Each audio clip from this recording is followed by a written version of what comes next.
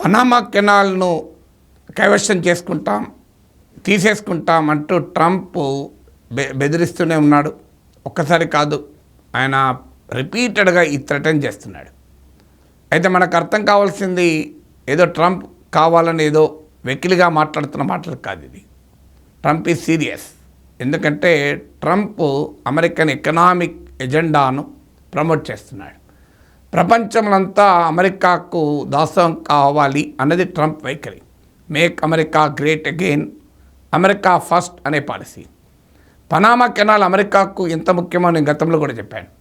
ఇది Atlantic Pacific మహాసముద్రాలను కలిపే 82 kilometre canal. 1880లో 1880లో France ఈ కెనాల్ని తవ్వించేటువంటి కార్యక్రమాన్ని చేపట్టింది. మధ్యలో ఫ్రాన్స్ కొన్ని అవాంతరాలు రావడం వల్ల ఆగిపోయింది. ఫ్రాన్స్ ప్లేస్లో అమెరికా ఎంటర్ అయింది. పనామా కెనాల్ని పూర్తి చేయడానికి ముందుకొస్తే పనామాను ఆ రోజు పాలిస్తున్న కొలంబియా వ్యతిరేకించింది. కానీ మొత్తం మీదైతే అమెరికా పనామా కెనాల్ తవ్వించేటువంటి పనామా కెనాల్ను ఏర్పాటు చేసేటువంటి బాధ్యత తీసుకుంది. 1914లో పనామా కెనాల్ ఆపరేషన్లోకి వచ్చింది. ఇప్పటికీ 110 ఇయర్స్ అయింది. ఇదెంత కీలకమో అర్థం కావాలంటే చాలా సింపుల్గా మీకు 2 లెక్కలు చెప్తాను. ఒకటి, అమెరికన్ ఈస్ట్ కోస్ట్ వెస్ట్ కోస్ట్ల మధ్య ఒక షిప్ వెళ్ళాలంటే పనామా కెనాల్ లేకపోతే 22 డేస్ ఎక్కువ ప్రయాణం చేయాల్సి ఉంటుంది. అమెరికాలోని తూర్పు తీరం నుంచి పశ్చిమ తీరానికి, ఈ 2 తూర్పు పశ్చిమ తీరాల మధ్య నౌకల ప్రయాణం చేయాలంటే పనామా కెనాల్ లేకపోతే 22 రోజులు ఎక్కువ షిప్ జర్నీ చేయాల్సి ఉంటుంది. దాంతో కాస్ట్ ఎంత పెరుగుతుంది, మీకు సరుకు రవాణా ఎంత ఆలస్యం అవుతుందో దీన్ని బట్టి అర్థం చేసుకోవచ్చు. అలాగే పనామా కెనాల్ ద్వారా ఇప్పుడు ఏటా 14,000 షిప్స్, 14,000 నౌకలు పెద్ద షిప్స్, ఓవరాల్గా 14,000 షిప్స్ ప్రయాణం చేస్తుంటాయి. ఈ 14,000 షిప్స్ ప్రయాణం చేస్తుంటే ఇందులో 72% అమెరికాకు చెందినవి, అమెరికన్ పోర్ట్స్ నుంచి వచ్చేవి పోయేవి. మిగతా 24% చైనావి. సో అమెరికా చైనా ఒక రకంగా పనామా కెనాల్ వాడుతున్నాయి. అందులో అత్యధికంగా వాడేది అమెరికాయే. ఒకవేళ కాదనుకుంటే షిప్స్ కేప్ హార్న్ ద్వారా ప్రయాణం చేయాలి అంటే సుమారు 13,000 కిలోమీటర్లు ఎక్కువ తిరగాల్సి ఉంటుంది. అందుకే అమెరికాకు ఇది ముఖ్యము, చైనాకు కూడా ముఖ్యం. అందువల్ల ఈ పనామా కెనాల్ను క్యాప్చర్ చేసుకోవడానికి ట్రంప్ బెదిరించడంలో ఇమీడియట్ కారణం ఏంటంటే కాస్ట్ పెరిగిపోయే చార్జెస్ పనామా కెనాల్ పెంచింది అని. నేను ఇంతకుముందు చెప్పినట్టు 1914 నుంచి 1977 వరకు పనామా కెనాల్ పూర్తిగా అమెరికన్ కంట్రోల్లో ఉంది. 1977లో పనామాతో కుదిరిన ఒప్పందం ప్రకారము పనామా అమెరికా జాయింట్ కంట్రోల్లో 1999 వరకు ఉంది. 1999 నుంచి పూర్తిగా పనామా కంట్రీ ఆధిపత్యంలోకి, నిర్వహణలోకి పనామా కెనాల్ వచ్చింది. అయితే ఈ ఒప్పందం ప్రకారం పనామా కెనాల్ పనామా దేశానికి వెళ్ళిపోయినా అది ఫ్రీ అండ్ ఓపెన్ ఉంచాలి. అంటే ఎట్టి పరిస్థితుల్లో ఏ రకమైన ఆటంకాలని పనామా సృష్టించకూడదు.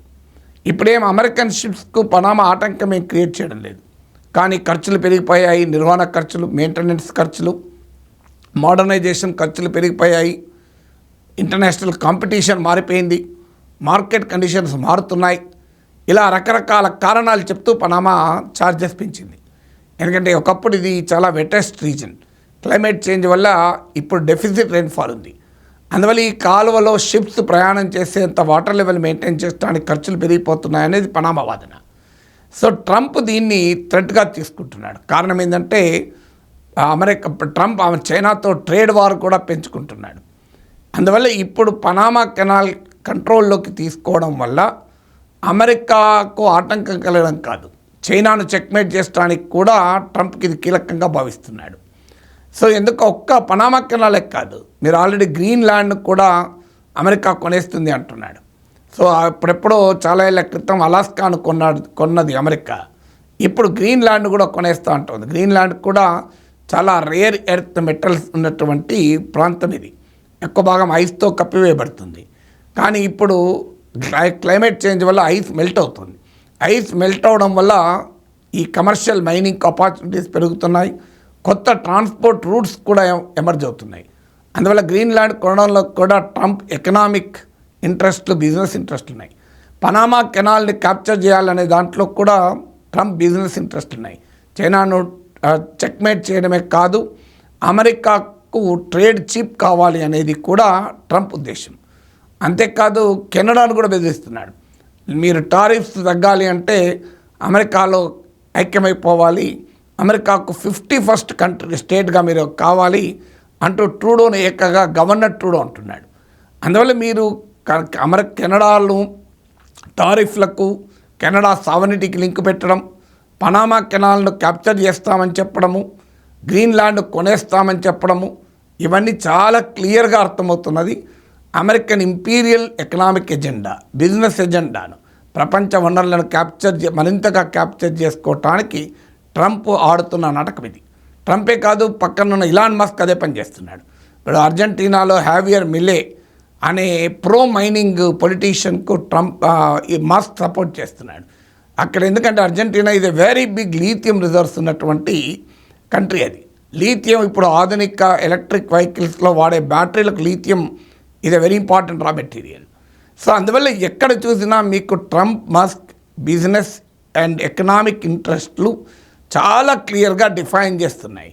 అది అర్జెంటీనాలో పాలిటిక్స్ను ప్రభావితం చేయాలన్నా, పనామా కెనాల్ క్యాప్చర్ చేయాలన్నా, కెనడాకి ఇస్తున్న బెదిరింపులకు కానీ, చైనా, ఇండియా, బ్రెజిల్ లాంటి దేశాలపైన టారిఫ్లు విధిస్తానని చెప్పడం కానీ, గ్రీన్లాండ్ కొనేస్తామని కావడం కానీ, ఇది చాలా స్పష్టంగా ట్రంప్ ఇంపీరియల్ బిజినెస్ ఎజెండాను మనకు స్పష్టం చేస్తున్నాయి.